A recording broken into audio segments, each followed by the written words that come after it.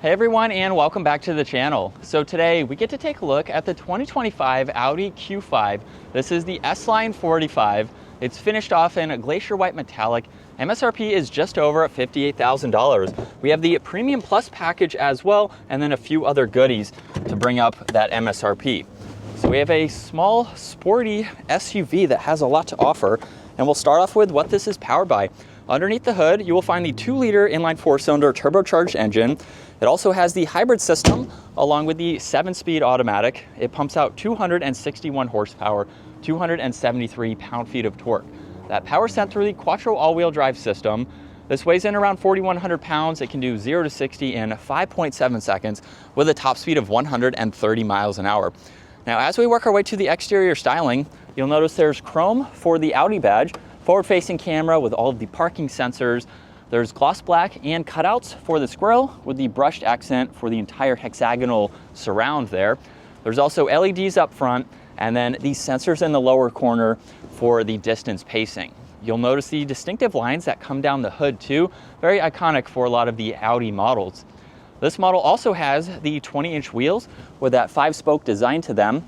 You'll notice very crisp lines that flow down the side too. They're on the fender arches along with just above the height of that door handle. There's the S Line badge. The power folding side mirrors are body colored for that mirror cap. There's also the camera and the turn signal. Full moonroof up top with more brushed accents for both the roof racks and all of the window trim. And then there's even more brushed accents for that lower side skirt accent. And then in back, there's the body colored spoiler with the brake light and the wiper blade. LEDs for all of the lighting, more brushed accents that run through that power liftgate. And then backup camera, all the sensors, dual exhaust in the lower section. Now, when properly equipped, it can tow right around 4,400 pounds. You can also use the button on the key fob or the one up underneath to gain access to the cargo space, where you have a good bit of space. There's also some storage nets. You get this one strap here. There's cargo lights too, and this model comes with a spare tire. You get a little bit of storage if you want to use it, but it's mainly for those spare tire components.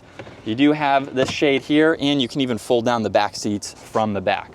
So you can quickly do that if you have some larger items, and then you have the button to close and lock the vehicle. Now, if it does lock, you have the proximity door handles to lock and unlock this. This model also has the wood trim accents. There's Bang & Olufsen for the audio, brown interior, and then some storage in that lower section.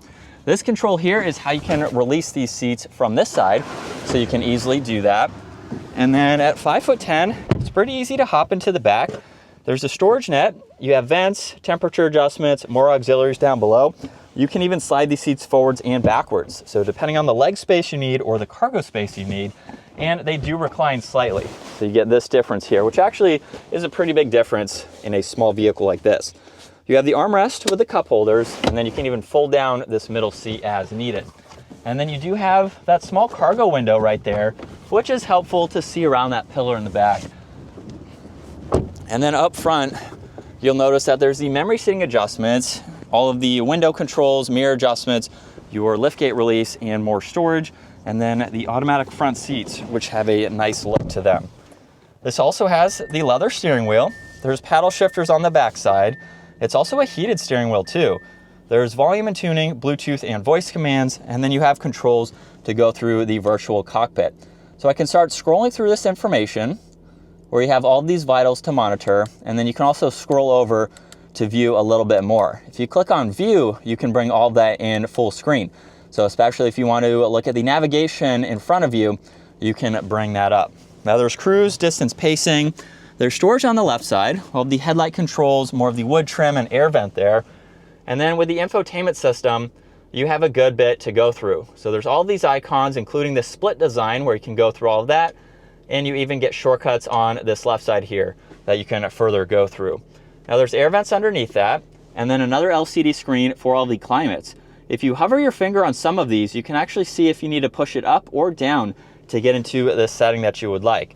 This gets heated seats. There's the temperature adjustments. You also have a shortcut to your drive select, so you can get into these various modes here. There's the auto start stop, traction control, parking sensors, a downhill assist, and then you can shut that upper screen off if you would like to. There's auxiliaries and storage, volume and tuning, some more storage in front of the shifter. Or if I put this into reverse, you get the top-down view, and all of these different angles here. So you really have no visibility issues seeing around this vehicle. You have drive and the sport mode, so you can shift with this or the paddles. There's the e-brake, more storage. You get cup holders in the middle. On auxiliary, plenty of space in the armrest there, and then plenty of storage down below. You get garage door buttons with the rear view, touch sensitive dome lights, and the controls for the sunshade and the sunroof. And here's a look at visibility from the driver's seat. It's pretty easy to see all around. So now let's go ahead and get this out on the road. And we're still in dynamic second gear. Here we go. Paddles are actually pretty responsive too with that mild acceleration. It's also a smooth driving vehicle. We have the 7-speed dual clutch, so it still gives you a smooth ride for the upshifts and the downshifts here, which is of course great, especially from an Audi, of course. You want it to be more refined feeling and smooth with those shifts. But this is what it's like to be behind the wheel for the Q5. Not all that loud. I'd say you hear more of the engine noise than you do an actual exhaust note with a small acceleration like that. So it's not a loud vehicle, and it shouldn't be for this type of SUV. So it's definitely going to provide you with a great, comfortable daily driving SUV. Now, as far as its seating position goes, I don't really talk about that often, but I can barely see the passenger side of the hood, but it's not a long vehicle either, so it's going to be easy to place, and you have the parking sensors too to help you out as well.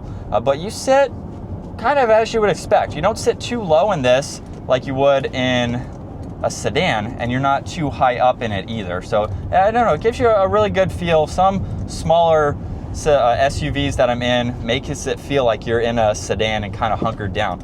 But we do have the adjustments for the height on the seat, so of course you can adjust that as needed. But aside from that, it's a really nice layout. I like just the overall sizing that it has for its smaller size here. And we have a lot of nice trim accents that of course are going to vary. And speaking of turning around, we can do a quick UE here and see what this is like. Now, we don't have rear wheel steering or anything like that. So as far as how tight this is, it's pretty tight in the steering there, which is nice. And so, like I said, very maneuverable for its size.